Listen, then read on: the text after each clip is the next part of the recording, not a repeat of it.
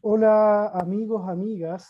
Hoy miércoles partimos un nuevo programa, un hermoso proyecto que hemos estado elaborando, Derechos Hablados.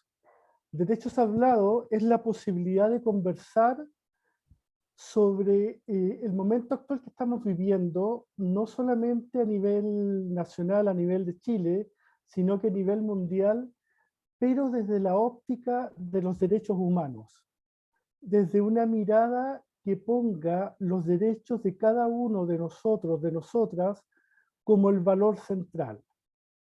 Y en este primer programa hemos querido partir con un tema que personalmente ha sido una de las banderas que he tomado de lucha, si no es la principal, que tiene que ver con el trabajo con sobrevivientes de abuso en entorno eclesiástico.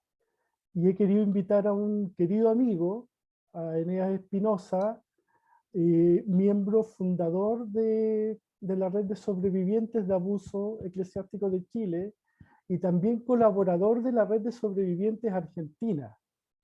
Hola Eneas, ¿cómo estás? ¿Cómo estás, Helmut? Hola a Bien, bien. todos. Gracias por esta invitación.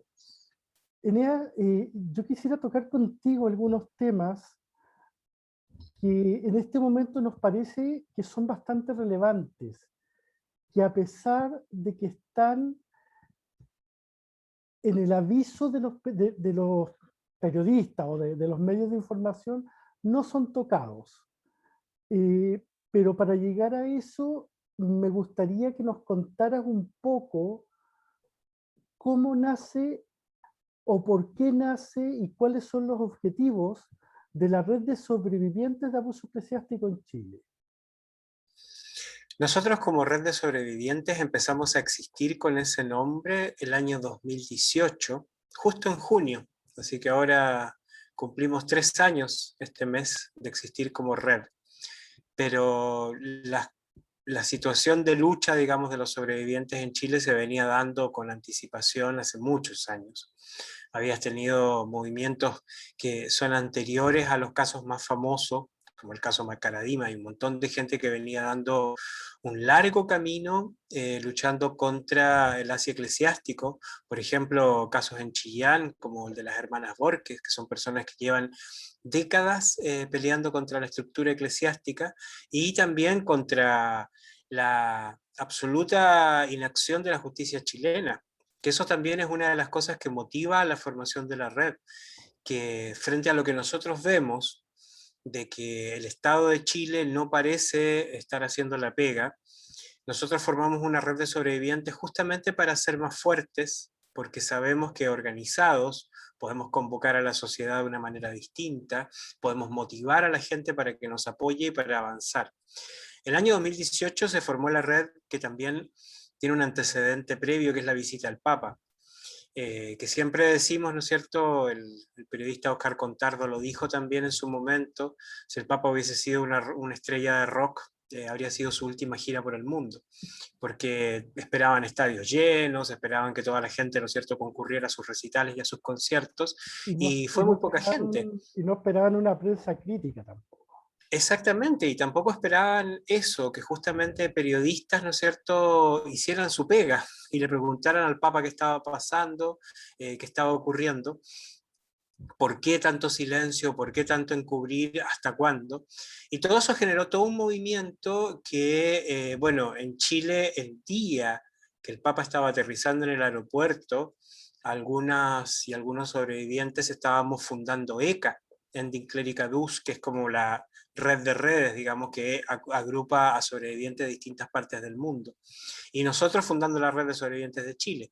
Entonces, trabajando con todos estos elementos, la red surge justamente para emplazar a la sociedad, para emplazar al Estado chileno, para emplazar al Estado Vaticano, de que hagan su pega y que dejen de encubrir y dejen de trabajar para los delincuentes. En ella Porque tocaste, disculpe, un hecho histórico en la lucha de los sobrevivientes, no solo en Chile, sino que a nivel mundial, que es la fundación de ECA. Pero uno no puede dejar de recordar que ECA se funda en la casona que ocupaba la Fundación para la Confianza. Y los sobrevivientes históricos de Caradima son fundadores de ECA y son los primeros en dejar ECA y Así es. ir a tomar tecito al Vaticano. Uno no puede dejar de decir las cosas como son. Sí, yo creo que, bueno, en la historia de la red, como todas las cosas, hay un aprendizaje. Y nosotros como sobrevivientes, a pesar de que veníamos con mucha desconfianza, Mm. entendiendo que desconfianza hacia el Estado Vaticano, por supuesto, desconfianza hacia la justicia chilena también, eh, igual, a pesar de eso, después de la visita del Papa, justamente de la fundación de ECA, viene la famosa Comisión Chicluna-Bertomeu, que Justamente. todos nos debemos acordar, ¿no es cierto? Nos tenemos que recordar cuando aparecen estas personas que aparentemente son los paladines de la justicia, que vienen a poner orden por fin, que vienen a levantar un informe con el cual se van a hacer transformaciones de fondo en la iglesia, que uno esperaba que esas transformaciones a la sociedad chilena también le llegaran bien y significara que por fin la iglesia iba a abrir las puertas, ¿no es cierto? Y iban a sacar esas cajas con información, con documentación, con información que ellos tienen, porque es así, y las iban a entregar a la justicia. ¿Qué hicieron Chicluna y Bertomeu? Recopilaron datos, recopilaron información. Nosotros, yo personalmente también declaré para Chicluna y Bertomeu. O sea, muchos dijimos, bueno, veamos si esto es serio, veamos si es cierto. Y todo eso lo agarraron, se lo llevaron, utilizando pasaporte diplomático como corresponde, y nunca más tuvimos acceso a esa información. Mira, a mí me pasa que creo que uno tiene todo el derecho a hacer todos los intentos que considere válidos para lograr justicia.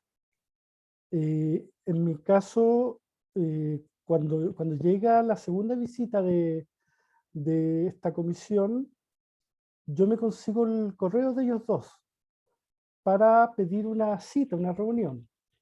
Y me responden muy amablemente diciéndome, estamos muy ocupados, mándenos sus casos por correo. Cuando uno lo que necesita en ese momento es alguien que acoja, que escuche, lo mínimo.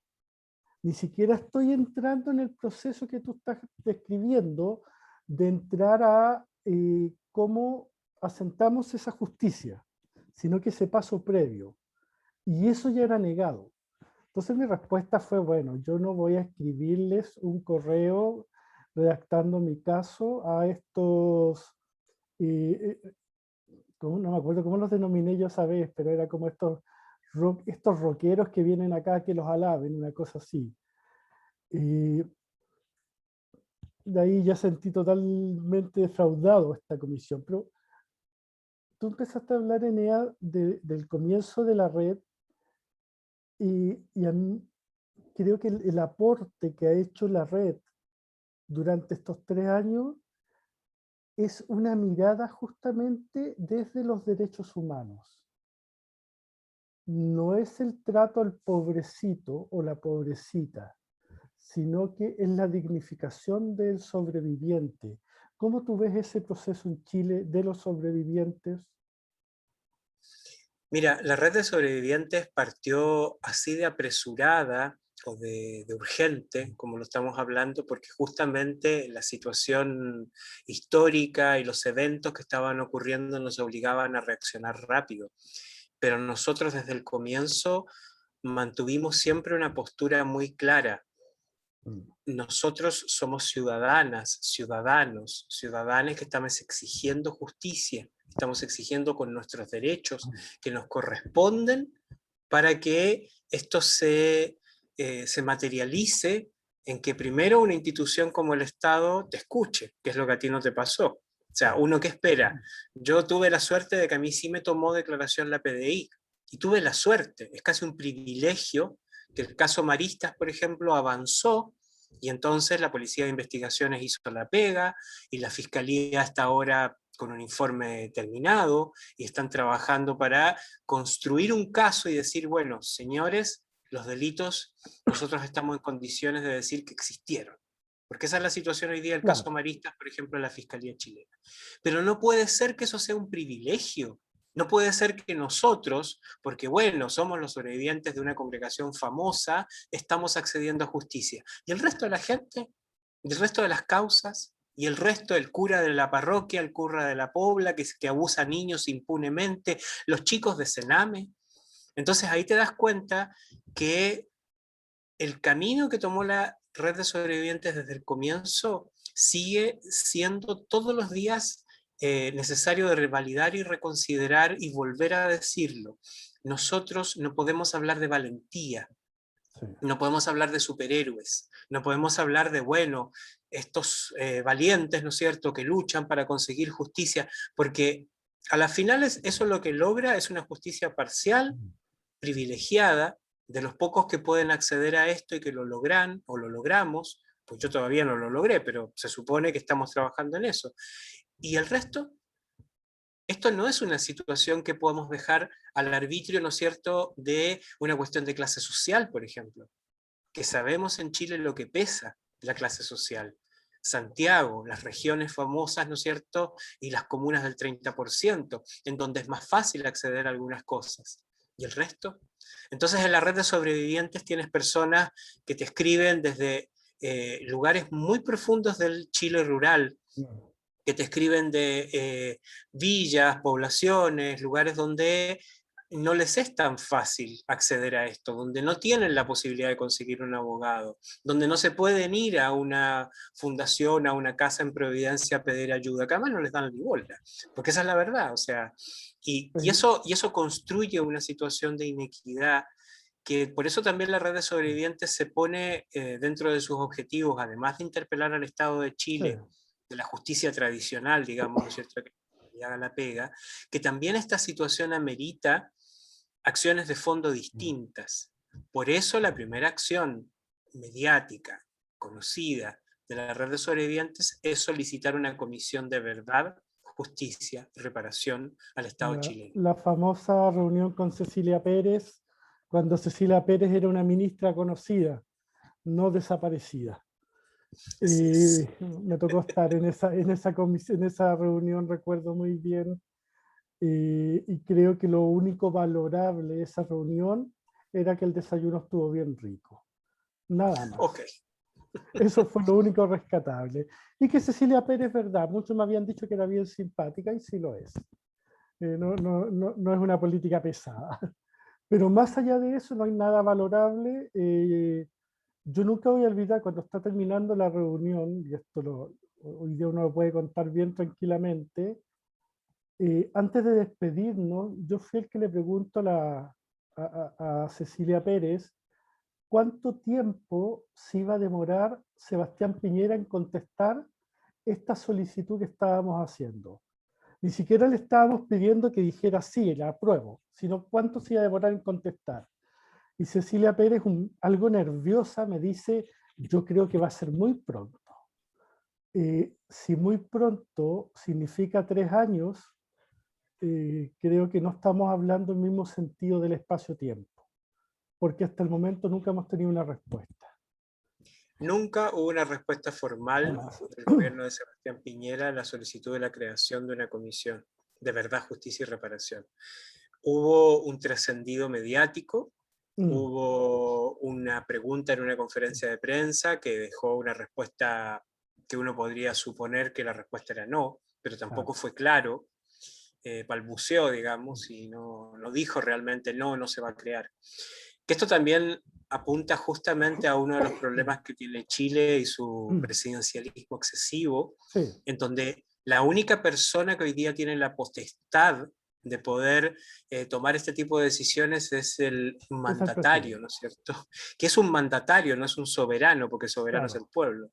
Pero bueno, entonces en medio de esta situación te encuentras con que el Congreso de Chile podría crear una comisión investigadora, como las que montones que ha creado, pero que no llega a la profundidad y al nivel de lo que necesitamos en Chile, ni por asomo. Porque este es un problema mucho más grave que el de las coimas en política, este es un problema mucho más grave que lo que se te ocurra, que el caso, no sé, los casos de carabineros, ¿no es cierto?, los casos de la policía, de los militares chilenos robándose la plata, todo eso es pero patrañas es una tontera al lado de lo que estamos hablando. Porque también pasó otra cosa en la historia de la red de sobrevivientes. Mm, La red de sobrevivientes surge en entornos eclesiásticos. Surge fundada por, sí. bueno, sobrevivientes maristas, jesuitas, sobrevivientes salesianos, algunos otros sobrevivientes, ¿no es cierto?, de parroquia, gente del sur, del norte de Chile, y después se empiezan a incorporar sobrevivientes de Sename.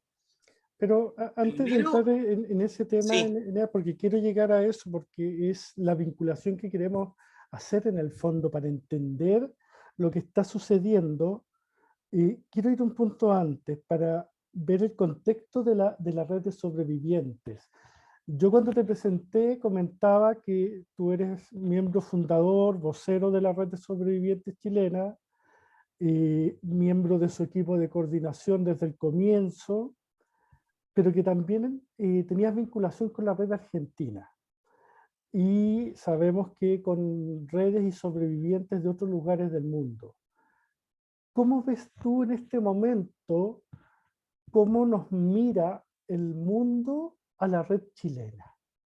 ¿Cuál es la mirada que existe desde el mundo de los sobrevivientes, pero no solamente desde ese mundo, sino en general de la gente que está mirando los procesos de reivindicación, de justicia reparatoria, de la gente que está mirando los procesos de dignificación del ser humano? ¿Cómo están viendo a la red de sobrevivientes de abuso eclesiástico chileno? mira, pasa una cosa, como tú justamente lo dices, nosotros cuando encaramos el tema de la defensa de quienes habíamos padecido este crimen siendo niñas, niños, ¿no es cierto?, en nuestras infancias, nosotros lo encaramos desde la óptica de los derechos humanos, Mm, sabiendo de que lo que se trata son de crímenes, crímenes sistemáticos.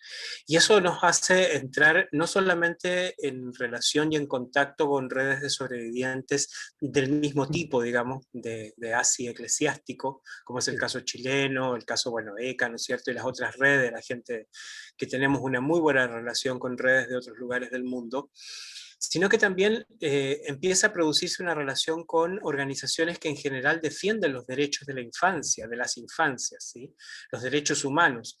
Y esto se produce de una manera natural, porque bueno, el ámbito en el cual nosotros estamos, de los crímenes de los cuales nosotros estamos hablando, de la prevención de esos delitos Mm, y al mismo tiempo de la sanción de los delitos que ya ocurrieron, atraviesa uno de los corazones más complicados que tienen los estados a la hora de reconocer este tipo de crímenes, porque implica que el Estado tiene que reconocer su propia responsabilidad.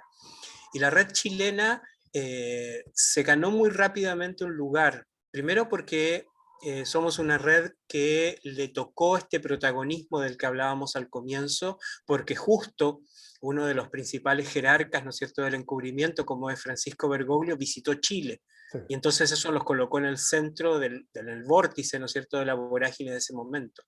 Pero también pasó otra cosa. La red argentina, al tener un papa chileno, está dando una muy dura batalla y le está yendo muy bien en una serie de causas y de casos judiciales ante la justicia argentina. Pero esto no sale en los medios. ¿Y por qué no sale en los medios? Porque el papa es argentino. Entonces se da una paradoja. La red argentina es una red organizada, es una red grande, es una red que está trabajando muy bien, y Argentina es un país federal, como en Estados Mm, Unidos, ¿no?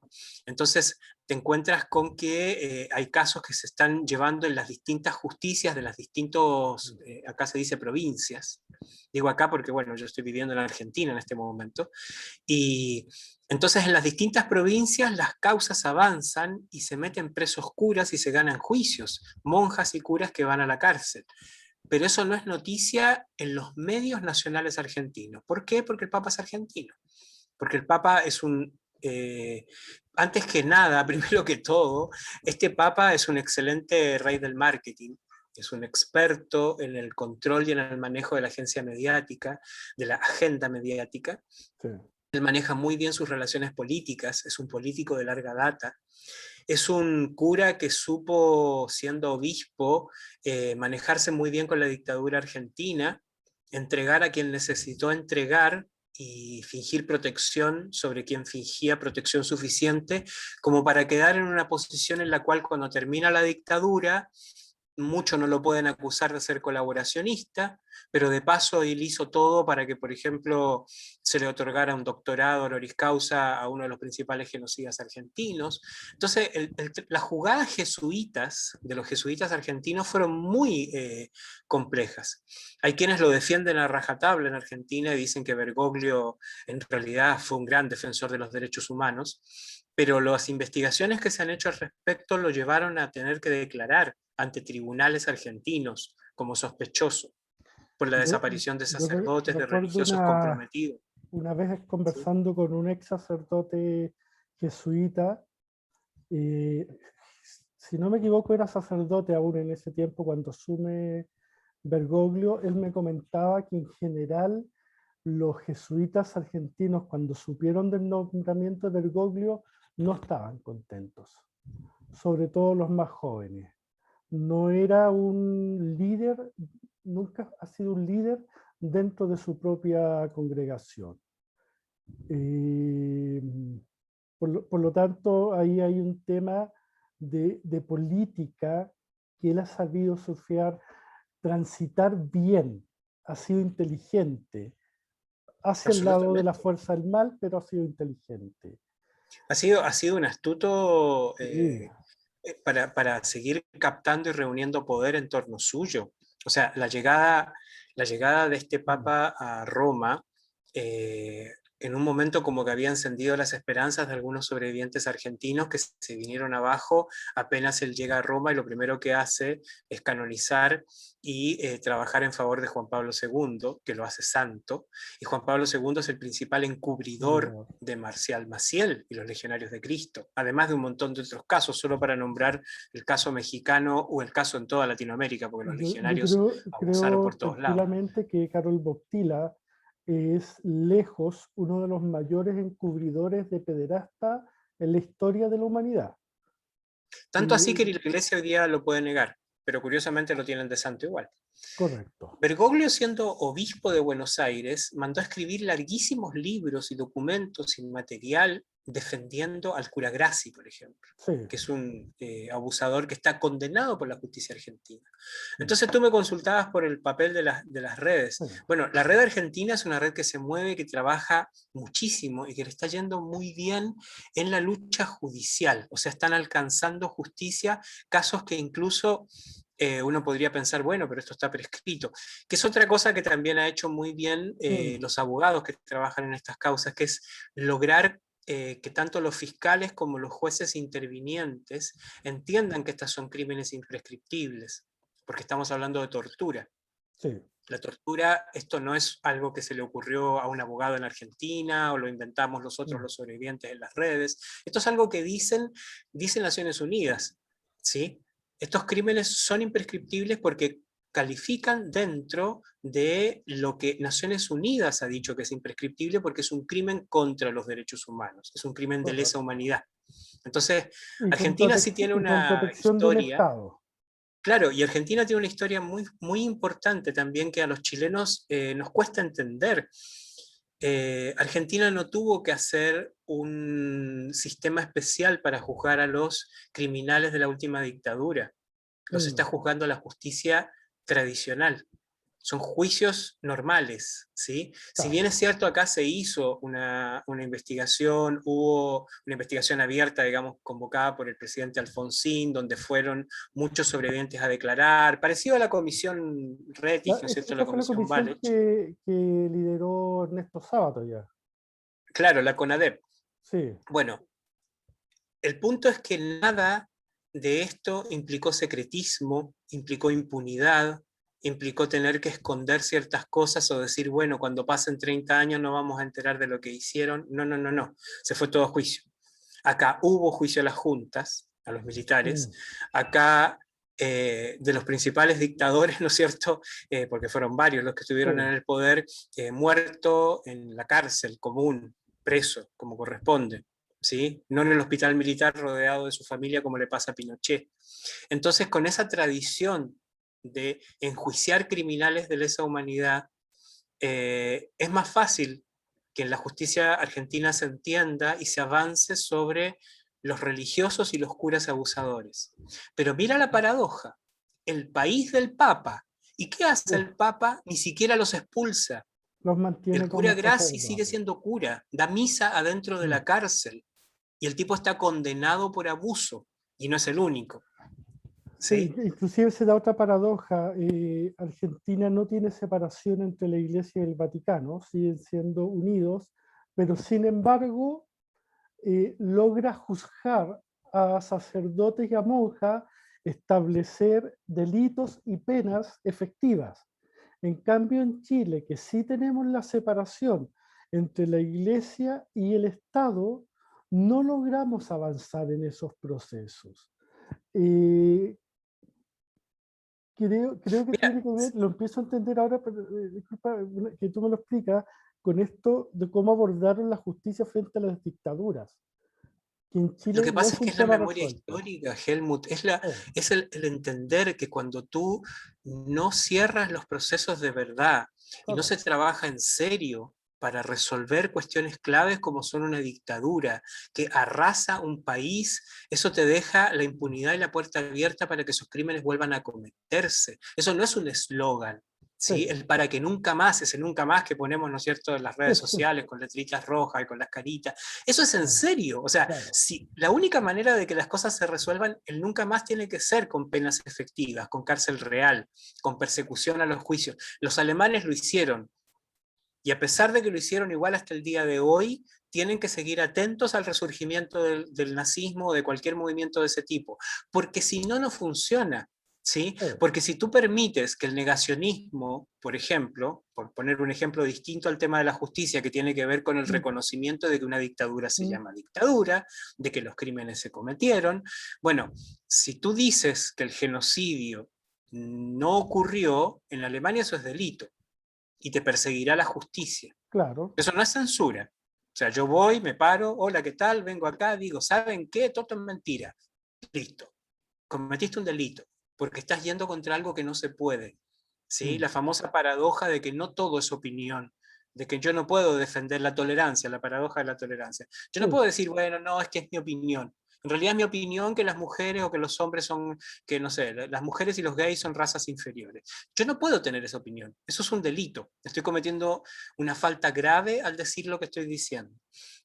Bueno, este tipo de cosas son cuestiones fundamentales que en Chile parece que no entendemos todavía, que al no tener eso incorporado en la vida cívica, mm, en el acontecer diario, en lo que la gente dice en los medios, lo toman con total liviandad. Y entonces es muy fácil para cualquiera relativizar las cosas y permitir que los criminales sigan libres, acá no ha pasado nada. claro. Yo la verdad es que me cuesta pensar si Te- Piñera realmente va a pisar la cárcel alguna vez o no, si podrá ser termina- enjuiciado, porque con esta actitud terminamos, tan todo relativo, no puede ser claro, todo relativo, ¿sí? terminamos convirtiendo delitos en simples pecados.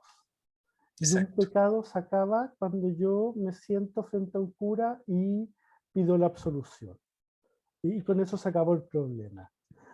Tú hace un rato tocaste un tema eh, que para nosotros la verdad ha sido importante, que es la vinculación que ha habido entre Senami e Iglesia.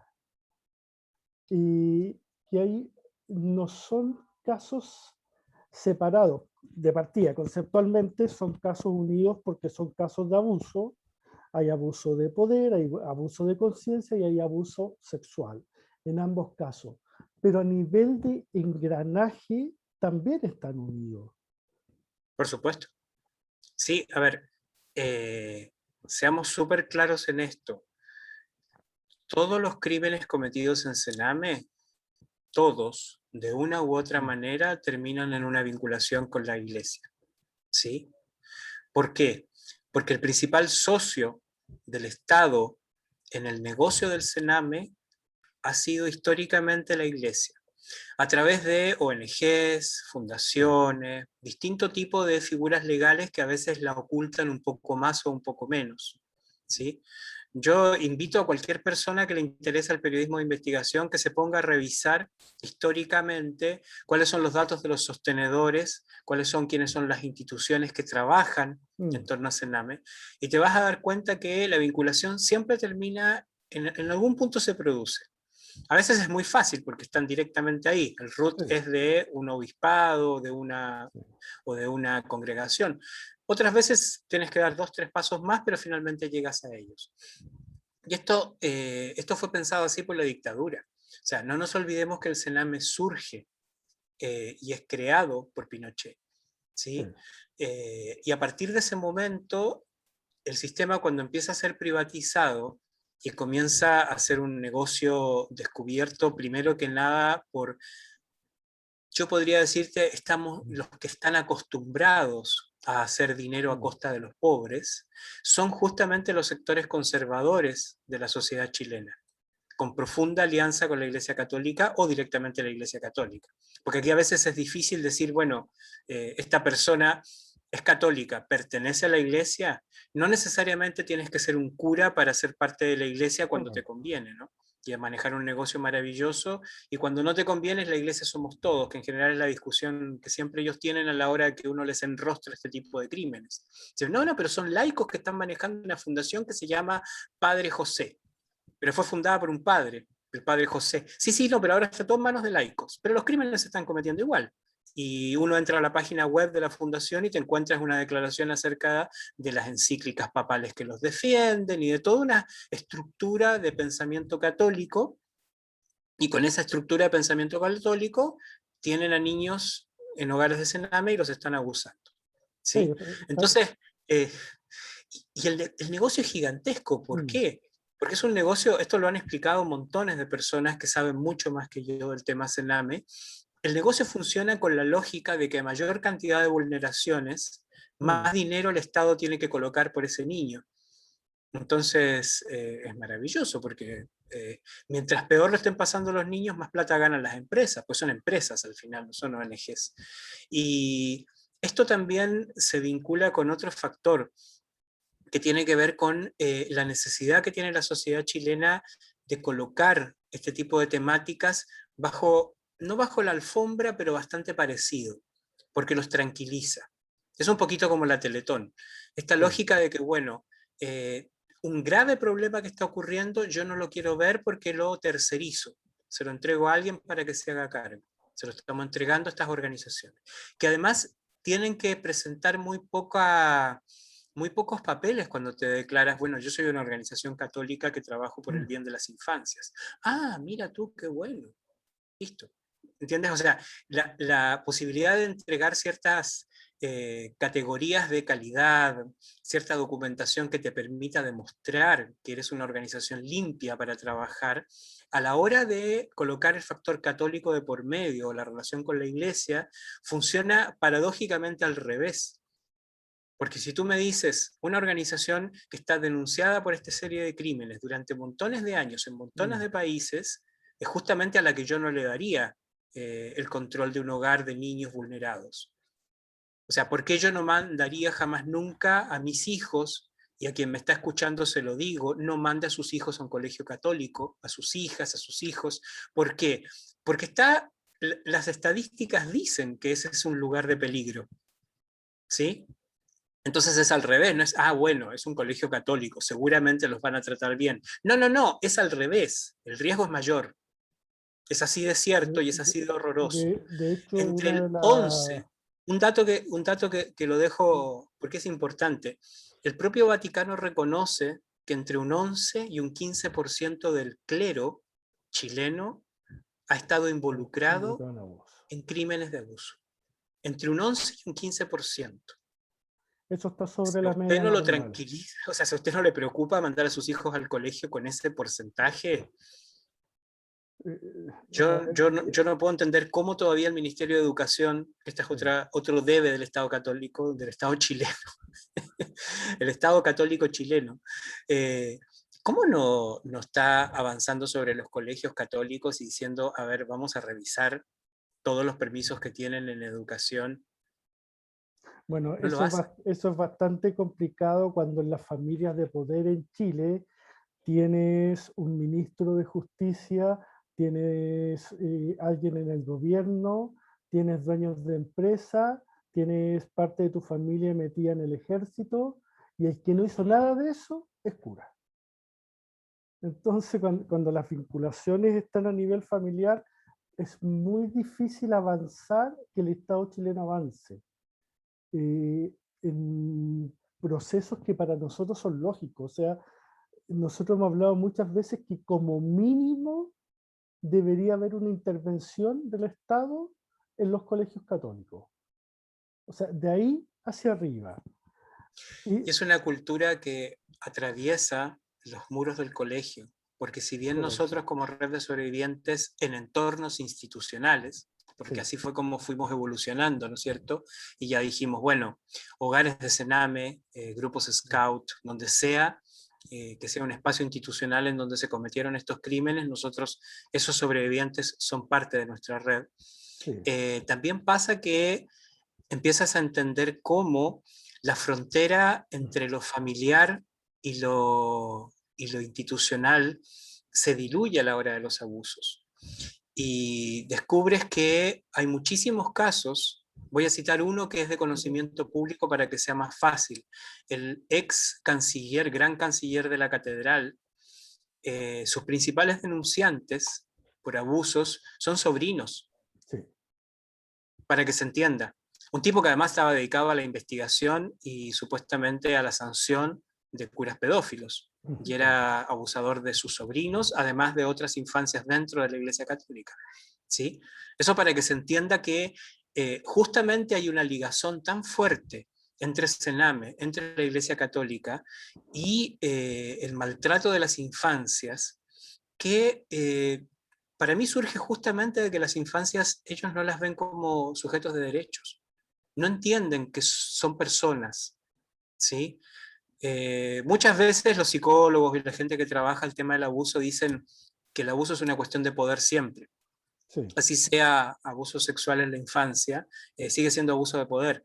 Y es verdad, pero justamente de lo que se trata ahí es de que desde una posición de poder y de impunidad se usan las vidas y se usan los cuerpos de esas infancias con total desparpajo, sin ninguna preocupación al respecto, eh, por personas que además son vistas en la sociedad como personas importantes, personas con mucho carisma, que tienen figuras de poder y que en general son muy apreciadas y respetadas por sus entornos sociales, en donde el factor religioso les otorga además, ¿no es cierto?, una investidura distinta con la cual pueden acceder a las familias y ganar confianzas, que les facilita aún más todavía el acceso a lo, este tipo de lo- crímenes. lo que hay que tener claro que en el momento del abuso, lo que en el fondo pasa es una deshumanización del otro o de la otra.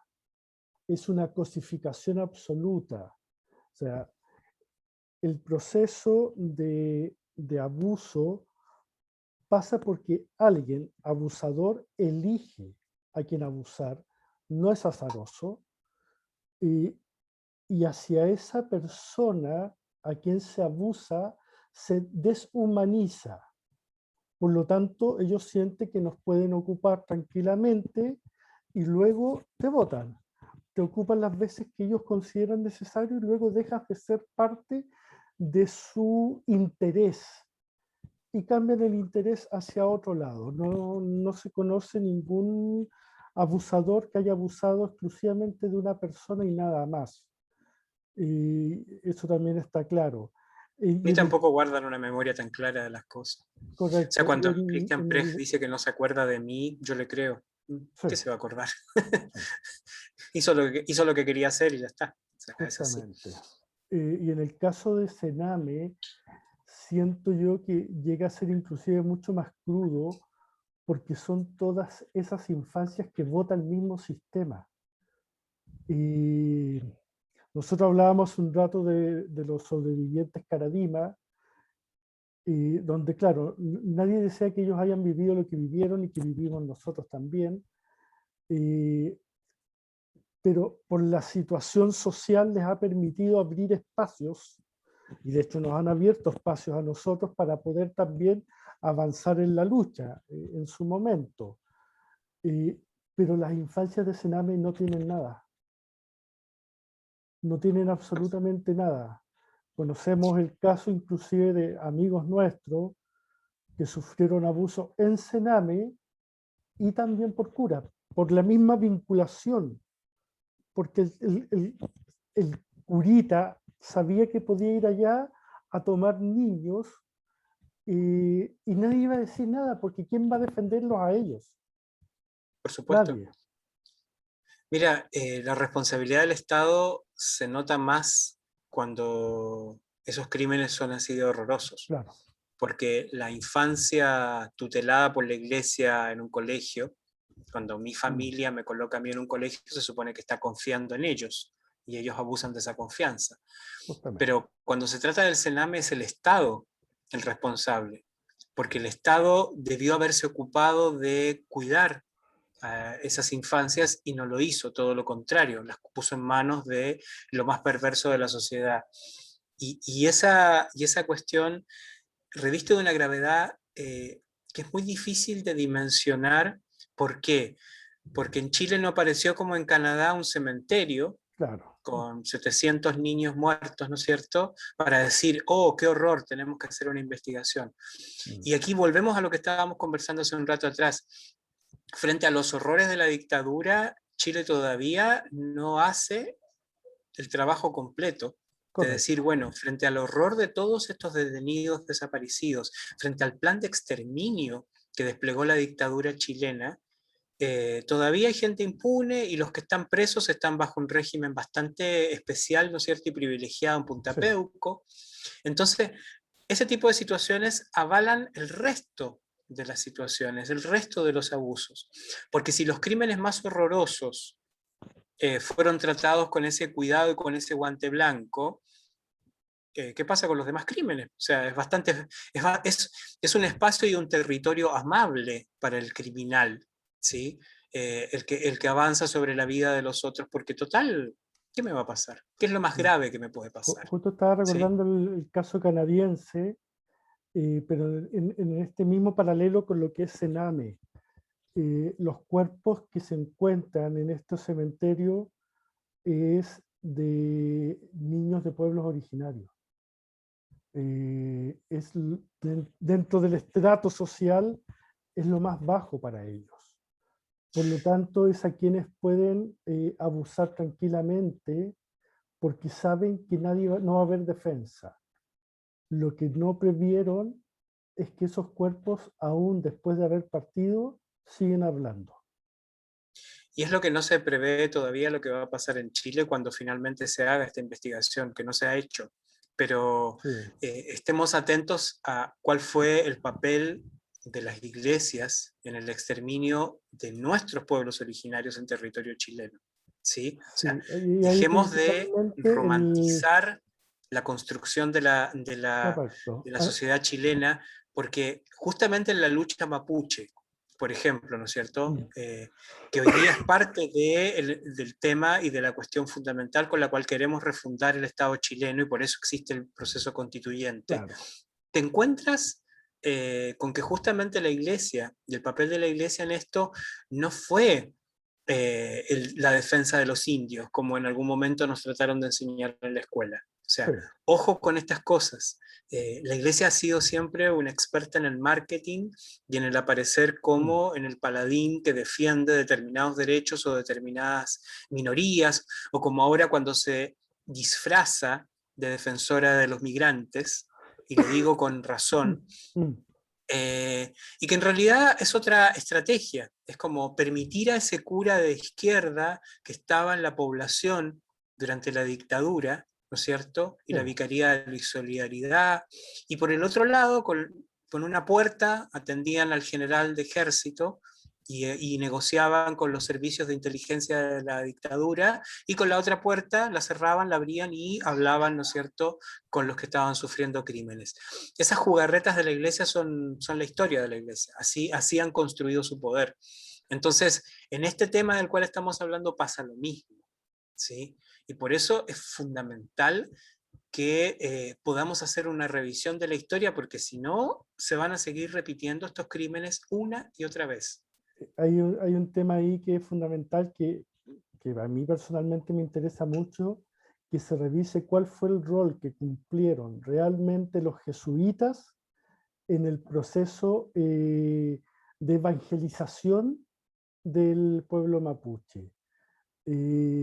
¿Por qué muchos jesuitas en ese tiempo fueron castigados por mapuches por abuso de niños? Son temas que se han ido pasando a través de la historia, pero no de la historia que nos cuentan en los colegios. Tú recién, perdona, tocaste un tema que es este nuevo proceso constituyente, y la red firma en conjunto con Derecho al Tiempo un documento que a mí me gusta porque no responde a lo que pasó, tampoco a lo que está pasando, sino que responde a lo que va a pasar, a este momento en que el país tiene una posibilidad histórica de abrir y construir su futuro, que nunca lo hemos tenido. Y este documento es una constitución que nos cuide. ¿Por qué la red firma y adhiere a este documento? Porque nosotros entendemos que si la Carta Magna, si este elemento sobre el cual se distribuye y se organiza el poder en una república, no contiene los elementos básicos sobre los cuales nosotros como sociedad hacemos carne el respeto a los derechos humanos y el respeto a los derechos de las infancias, vamos a seguir repitiendo y construyendo un modelo de exclusión, un modelo de moledora de carne, ¿sí?, de las personas que habitamos Chile. Porque eso somos hoy día, una estructura en la cual se mastica y se destruyen las vidas de millones de chilenos y chilenas, chilenes. Entonces es fundamental que hoy día, teniendo esta oportunidad histórica, nos acordemos como sociedad que el soberano no es el presidente, el soberano es el pueblo chileno. ¿Sí? Y que todo el sentido, esto es como acordarse de las clases que tuvimos algunos, ¿no es cierto?, de educación cívica en el colegio. Acordarse que todo lo que se construye para allá es porque uno delega poder. Sí. El acto de votar construye un montón de otras cosas. Yo, no solamente cuando voto, porque el que no vota también está delegando. El respetar la ley es porque yo estoy delegando en el poder, ¿no es cierto?, en el Estado, en la estructura, mi derecho. Porque yo no tengo armas y no me construyo un búnker, un fuerte, y el que me trata de robar le disparo, y si me peleo con el vecino le tiro una bomba. ¿Por qué no lo hago? Porque se supone que yo delegué esa facultad en el Estado y le entrego el monopolio de las armas, en el monopolio de impartir justicia. Por eso no andamos cada uno de nosotros haciendo lo que se nos ocurre. Pero parece que nos olvidamos de esto. Parece que nos olvidamos que los únicos dueños del poder somos nosotros, los soberanos somos nosotros, la nación, el pueblo, o las naciones, que es una cosa ya, que esto es más personal, más que de la red del Estado plurinacional, de reconocer que justamente lo que hoy día hay que hacer es volver. Es como los futboleros que usan la estrategia, ¿no es cierto?, de parar la pelota. Bueno, de eso se trata esto. Paramos la pelota. Y parar la pelota implica frenar todo. Y que las autoridades que se van a elegir en diciembre también se frenen y se calmen un poquito. ¿Sí? Y nos pongamos todos a disposición de la construcción de lo que está por venir, que es una asamblea, es una convención constituyente, que va a poder dar cuenta de qué es lo que Chile realmente quiere y cómo quiere delinearse y cómo quiere construirse, donde no hay límites, donde la hoja en blanco existe, ¿sí? Por más que la traten de ir marcando.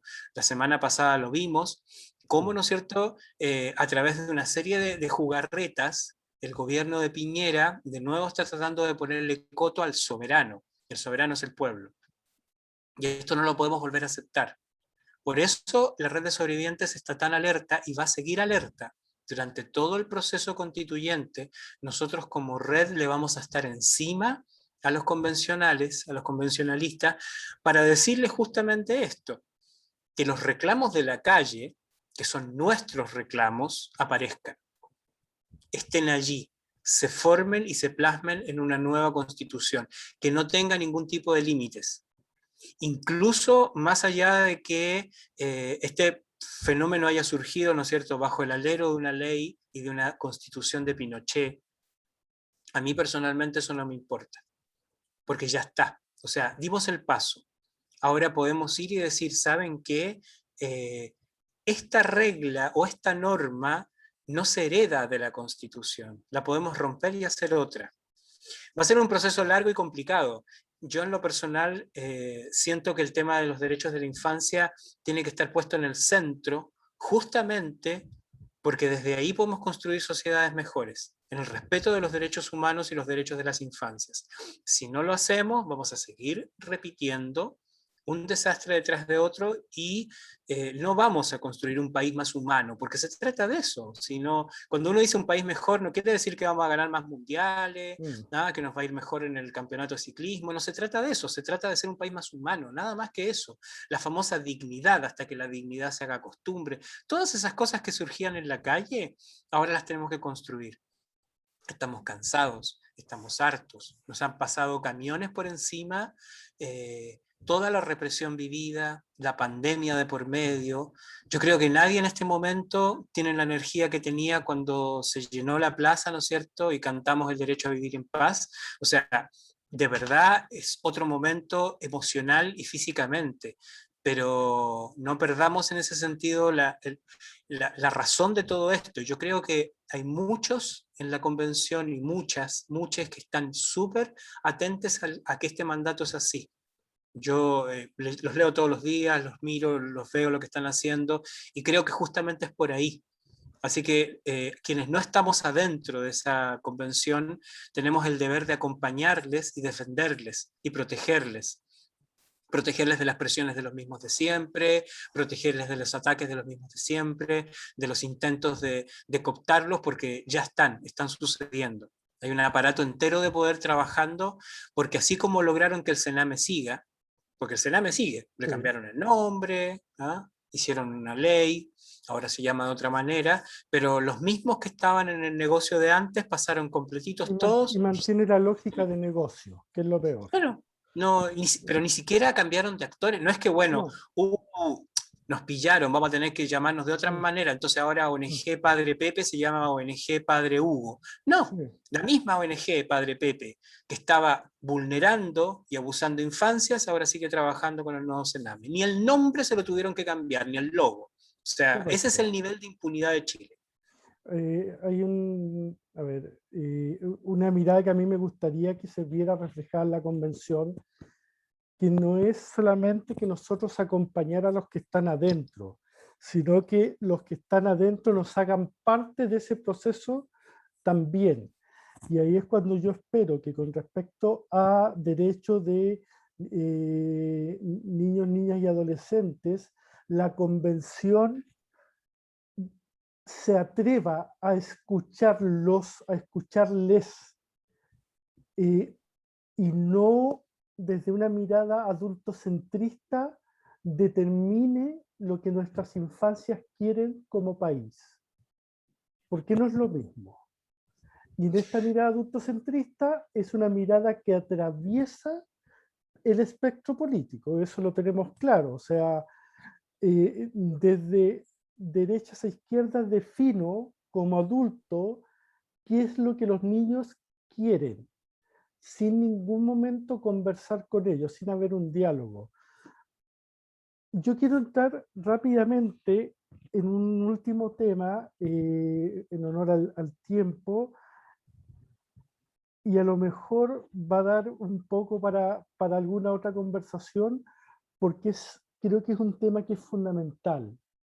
La Red de Sobrevivientes de Abuso Eclesiástico de Chile ha puesto una denuncia ante la Comisión contra la Tortura de Naciones Unidas por la inacción por parte del Estado chileno en torno a los casos de abuso eclesiástico y su responsabilidad en los casos de abuso en Sename. ¿Cómo se da este paso? Estamos un poquito ya terminando el programa, pero queremos tener claro cómo se da este paso, qué objetivos se persiguen y en qué momento estamos de esa denuncia. Nosotros la denuncia formalmente la presentamos a comienzos del 2021, a comienzos de este año. ¿Sí? Se cumplen varias etapas, porque no es que uno va y tira un papel Mm, y dice te denuncio y lo deja ahí por correo, porque esa es la sensación a veces que queda cuando dicen, denunciaron al Estado, y es re fácil denunciarlo. No, no es fácil. no, Hay que preparar un documento, hay que fundamentar la denuncia y entregarla a Naciones Unidas, y el Comité contra la Tortura lo revisa y te acoge o no te acoge la denuncia. Te dice, bueno, mm, sí, en el caso de nosotros fue aceptada, ¿sí? Y ahora en la etapa en la que estamos es que el Estado de Chile será interpelado por Naciones Unidas, por el Comité contra la Tortura, para que dé cuenta y responda frente a lo que nosotros le estamos diciendo.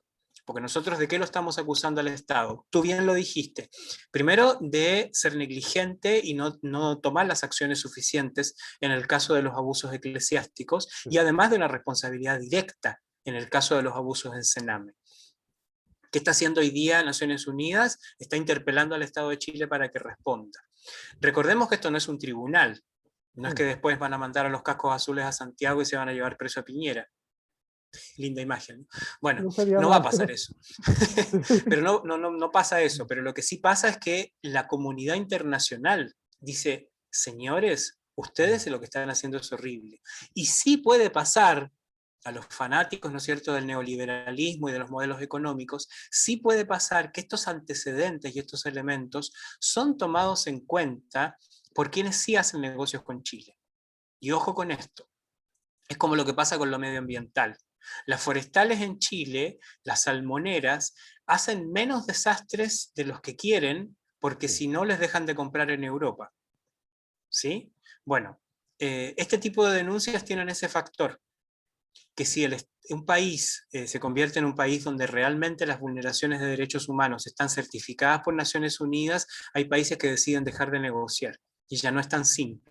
¿Sí? claro. Y también se abren otras aristas que tienen que ver ya sí con situaciones legales puntuales, en donde nosotros podemos ir a cortes internacionales, ¿sí? Que esto lo estamos pensando, Corte Interamericana de Derechos Humanos, la Corte de la Haya, donde las redes de sobrevivientes podemos accionar contra el Estado.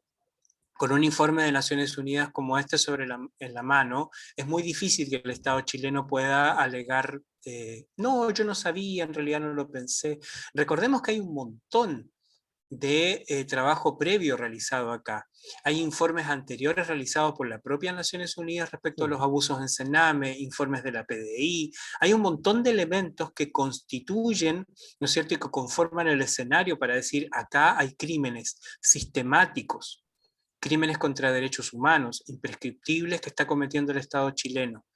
¿Qué queremos nosotros? Queremos que el Estado chileno forme una comisión, haga lo que se hizo en Australia, haga lo que se hizo en Nueva Zelanda, en donde se tomó la situación por lo que era. Canadá lo va a tener que hacer ahora, acuérdate de mí, no les queda otra. Están obligados por la situación del cementerio. Exacto, y van a tener Sí, que sentarse y decir, ok, acá se abre un proceso, que encima Chile hoy día tiene la experiencia de esos países que estamos mencionando como para replicar, no tiene sí, que inventar nada, y decir, bueno, ok, la Royal Commission de Australia. Nosotros como red de sobrevivientes trabajamos con las redes de sobrevivientes de Australia, de Nueva Zelanda, nos conocemos, tenemos vínculos formados, sabemos cómo se hace la pega, ¿sí? El Estado chileno incluso hay profesionales chilenos que trabajan en Naciones Unidas, que tienen experiencia, que conocen estos mm, temas, ¿sí? No es que hay que salir a buscar a ver cómo hacemos. sí, Todo el material humano está, las condiciones económicas están, todo lo tiene el Estado chileno para avanzar sobre la justicia. No lo hace por una cuestión de voluntad política. ¿Por qué? Porque tienen miedo, porque se tienen que enfrentar con el principal y el peor de los demonios que tiene Chile hoy día, que es destapar la alfombra y mostrar todo el horror que hay ahí abajo. Es momento de hacerlo. Si no lo hacemos ahora, esto va a volver a estallar y volver a estallar y los crímenes se siguen cometiendo porque no hay ninguna señal de justicia. La justicia es la primera forma de prevenir el abuso. ¿sí? Más allá de todas las campañas de prevención que se puedan hacer y de educación sexual integral, yo estoy totalmente de acuerdo con eso, siempre hemos sido activistas de la educación sexual integral en la red de sobrevivientes, pero si no da señales claras de sanción y de justicia, esto va a seguir, y va a seguir, y va a seguir. Amigo, en primer lugar quiero agradecerte que hayas sido parte del comienzo de este proyecto, de este sueño, de este programa. Y yo soy un convencido de que la red de sobrevivientes de abuso eclesiástico, después de la parte anterior, donde están los sobrevivientes de Caradima y una serie de sobrevivientes, hombres y mujeres más, que empiezan a abrir la puerta, la red viene a cumplir un rol que es fundamental en nuestra sociedad. Desnuda en toda su crudeza el abuso en entornos eclesiásticos, pero da un paso más allá. Posiciona el tema desde una mirada de derechos humanos. No es solamente el pobrecito, la pobrecita que fue abusado, es volver la dignidad a quienes hemos sufrido el abuso sexual en cualquier entorno, en cualquiera. Yo recuerdo una vez haber dicho en un programa, en una entrevista, de que si hiciéramos un mapa del abuso sexual en entorno hogar, Chile quedaría tapado de cruces. Y es así, lo tenemos clarísimo. Y tenemos que seguir avanzando, y hoy, bajo esta mirada que es mucho más reparatoria que cualquier otro proceso, que es una mirada de posicionamiento de derechos humanos, el estar en un momento constituyente, en un proceso constituyente, abre las puertas para asentar una sociedad donde yo no deshumanice al otro, donde entienda que el otro, con sus diferencias, con sus igualdades conmigo, es un ser humano. Y esa es la base fundamental. Hoy hemos terminado nuestro primer programa de Derechos Hablados. Vamos a estar todos los días miércoles conversando con amigos y amigas, chilenos, no chilenos, dentro de nuestro país y afuera, sobre estos temas, sobre la mirada de derechos humanos en todas las perspectivas de nuestra sociedad. Un fuerte abrazo, amigo Eneas. Un fuerte abrazo a todos y a todas. Muchas gracias. Gracias, que estés muy bien. Chao, chao. Igual.